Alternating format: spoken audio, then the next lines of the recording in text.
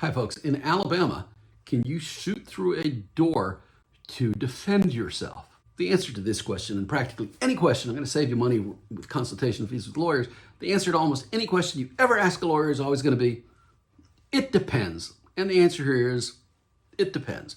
So the real question is whether or not in shooting through a door, and I'm assuming that somebody has shot through a door and seriously injured or killed another person, the question is whether or not that person's actions were reasonable under the circumstances.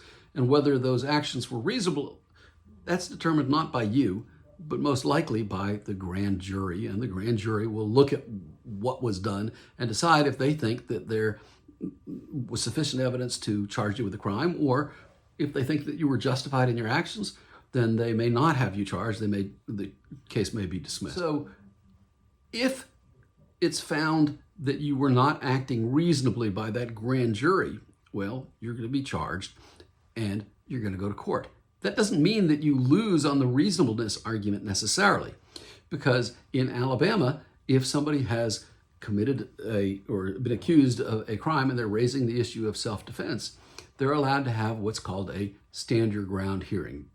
Alabama has a version of what's often called the castle doctrine, meaning, oh, my home is my castle and I don't have to retreat when I'm in my home. I have a right to defend my home. And that's what Alabama's stand your ground basically is. So what are the circumstances? If a judge determines that you were acting reasonably, so let's say that you're at home and you see some guy wearing a ski mask and a shotgun and he's kicking your door at 3 a.m, I think a judge would say, well, this guy was pretty safe in assuming that this guy meant him harm and he was trying to defend his family, and the judge would probably determine that that was reasonable. But if it's high noon and there's a repo man with his lights flashing and he's pounding on the car, got to get your car, and you shoot through the door, not so much. It's not likely. But you do have a right to have what's called a stand your ground hearing before a judge, and that's before your trial. And at the stand your ground hearing, the judge will, upon the evidence that's presented, will consider whether or not your actions were or were not reasonable. If the court finds that you were acting reasonably, they can bar the state of Alabama from further pursuing you. In other words, the criminal case gets dismissed. And if you're found to have acted reasonably under the law, that can prevent you even from a lawsuit from going forward if you win the stand your ground issue. Now, if you don't win it, or if you choose not to have it, and even though you can have a stand your ground hearing, not all lawyers and not all people accused of these kind of crimes choose to. Sometimes they want to save their arguments for the jury and not let the prosecution know in advance. But you still can present that argument to the jury. And the jury, again, would decide, do we think this person was acting reasonably or not?